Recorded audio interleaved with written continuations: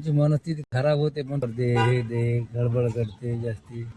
सगळं हँडल केल्यानंतर तुम्ही हॅलो एव्हरीवन, माझं तुषार, आय एम काउन्सिलिंग सायकोलॉजिस्ट आणि आज मी हबीब दादाच्या दुकानात आलो. यांचं शिकत सेंटर आहे. तर यांना आपण मेंटल हेल्थ बद्दल असे दोन काही प्रश्न विचारू ज्याच्याने तुमचं बी चांगलं होईल, माझं बी चांगलं होईल. तर हबीब दा, माझा असा पहिला प्रश्न की तुमचा व्यवसाय कसा असतो? बढिया आहे, चिकनचा आहे, बढिया चालतो. आणि या चिकनच्या व्यवसायामध्ये तुम्हाला असं काय तानातुनीचं काम काय वाटतं? तानातुनीचं काहीच नाही, दारू पिणारे फक्त त्रास देते. कसा तरच. असेच लवकर दे हे दे गडबड करते जास्ती.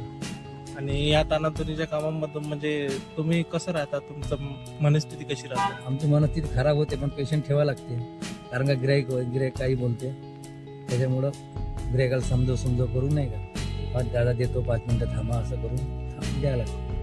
आणि मग एवढं सगळं एवढे लोक येते, कधी एखादी लोक येऊन जाते की खूप काही बोलून देते, तेव्हा तुमचे कसं होऊन जाते मनस्थिती? मनस्थिती खराब होते तरी पेशंट ठेवा लागते. गिराईक आहे आपला, आणि गिराईक कसं आहे, गिराईक म्हणल्याच्या नंतर काही बोलते गिराईकाचं कामच आहे बोलायचं, आम्ही त्याला हँडल करतो आमच्या पद्धतीने. आणि एवढं सगळं हँडल केल्यानंतर तुम्ही काय करता स्वतःसाठी?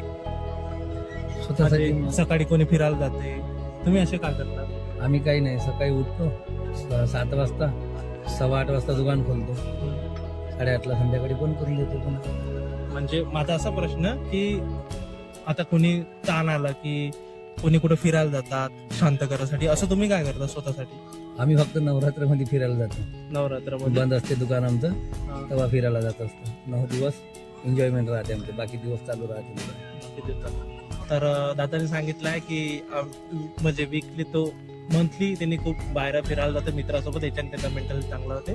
तर तुम्ही पण असं ट्राय करून पहा आणि तुम्ही पण तुमचा मेंटल चांगलं स्वस्थ ठेवा.